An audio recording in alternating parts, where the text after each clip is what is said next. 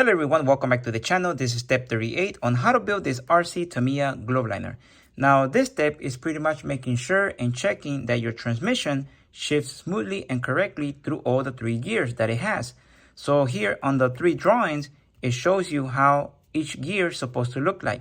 So right here you have your shifting servo, and right here this is first gear, and it shows you how the servo arm is supposed to be facing. So right here you can see that it's facing away from the transmission towards the left, and the same thing on the right stick on the radio control is facing to the left.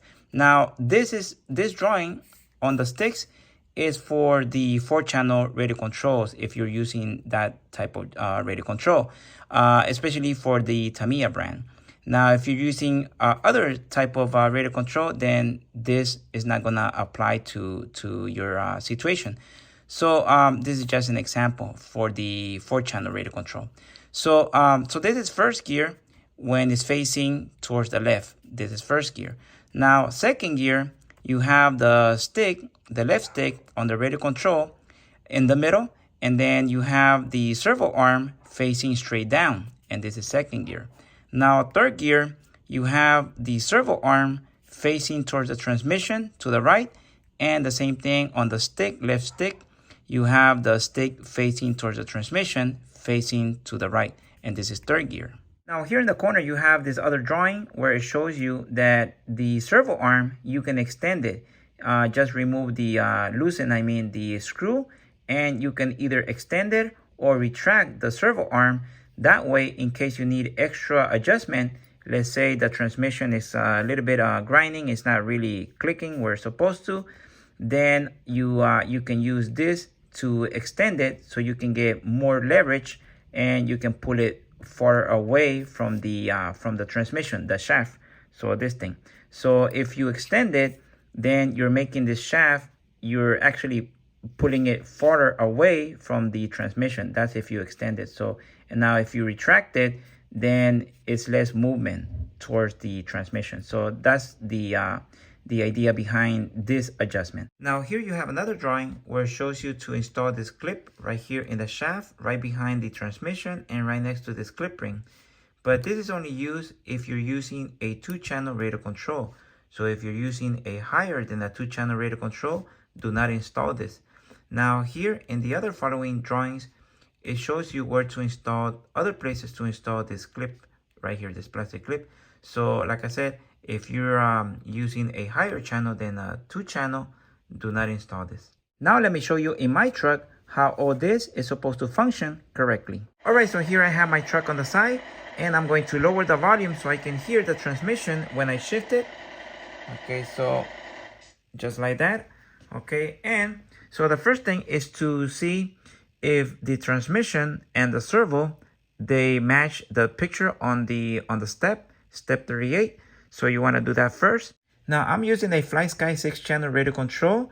Now depending on what type of radio you're using, it's going to be different to shift your transmission. So right here I have my 3-position switch. So right now I have it on first gear. Now if your transmission looks like this after you switch it to first gear, then go into your radio control menu and reverse the channel for that transmission. That way it goes the right way.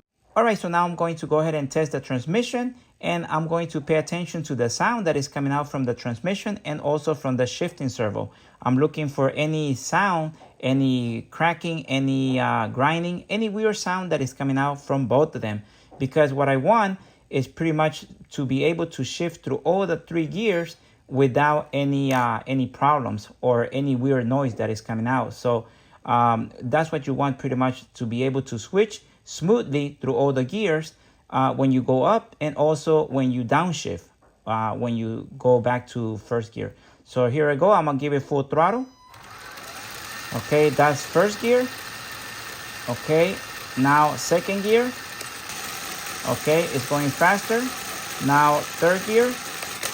Okay, nice. Okay, I heard like a little bit of kind of rough when it went to third gear, but it looks pretty good. It looks that it's working normal. So that's okay.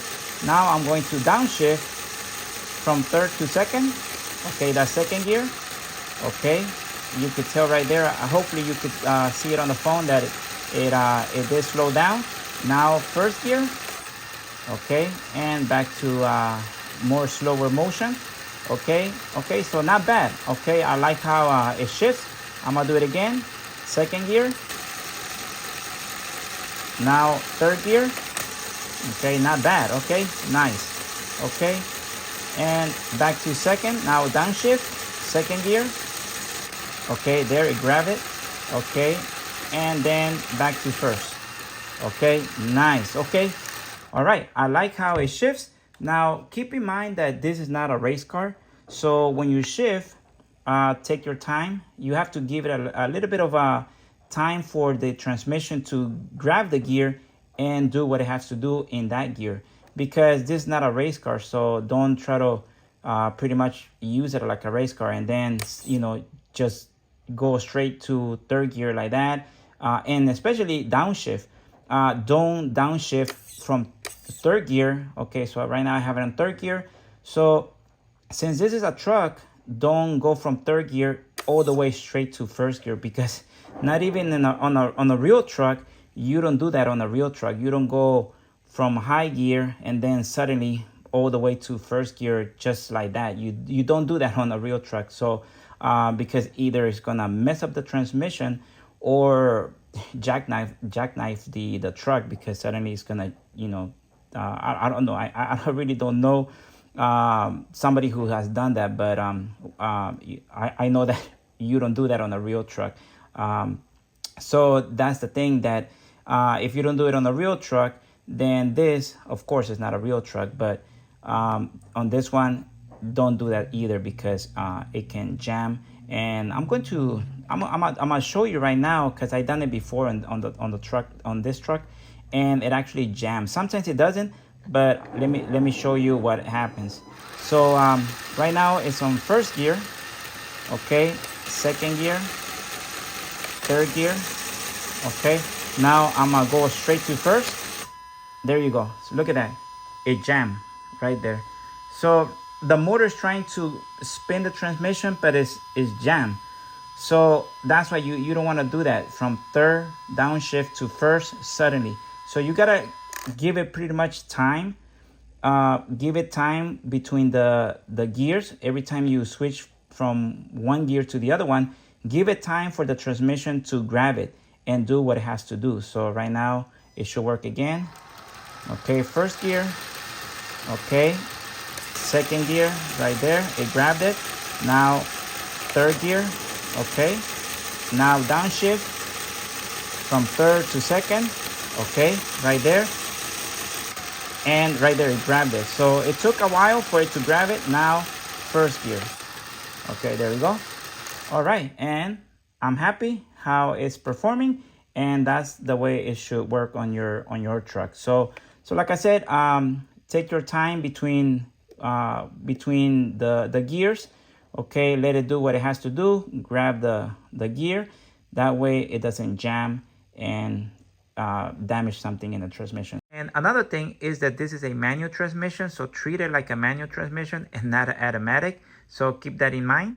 All right, so that's how you check your transmission, and hopefully your transmission shifts correctly the way it should. And that's pretty much it for this video.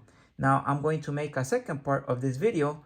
That way I can show you what to look for in case your transmission is getting jammed and how to fix those problems. So thank you again for watching this video. Don't forget to hit that like button and consider subscribing to my channel. Thank you again, and I'll see you on the next video.